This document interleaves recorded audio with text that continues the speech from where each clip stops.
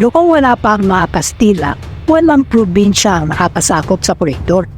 At noong dumating sila sa Manila noong 1570, ay ginawa nila itong capital ng Pilipinas. Sa ilalim ng pamumuno ng Espanya ay ginawa nilang depensa ang koridor. Ginawa rin nila itong puluman at custom para inspeksyonin yung mga barkong papasok sa Manila.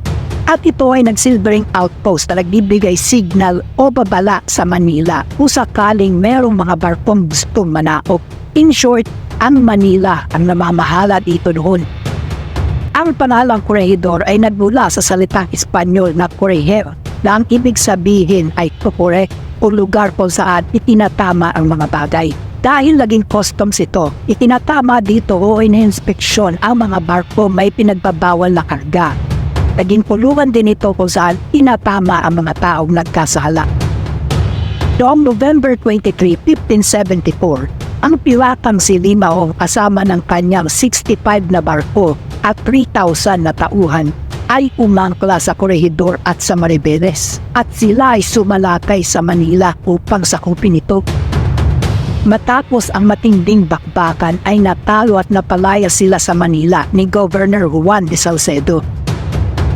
Noong November at December 1600, ang Dutch Admiral na si Olivier van Noort ay umangkla din sa koridor kasama ng 2 niyang barko at 45 na tauhan. Ngunit napansin ng mga Espanyol na puro pamimirata ang ginagawa ng mga ito sa mga barkong lumalabas at pumapasok ng Manila Bay, kaya pinalaya sila ng mga Espanyol at inuwa ang isa nilang barko. Dahil sa mga pangyayaring ito, ay naglagay sila ng barkong magbabantay sa koridor at para bantayan din ang mga barkong dadaan dito.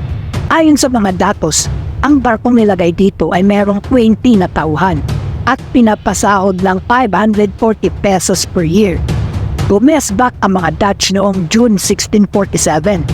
Muli nila kinuha ang koridor at sila ay sumalakay sa Cavite. Pero muli sila tinalo at pinalayas.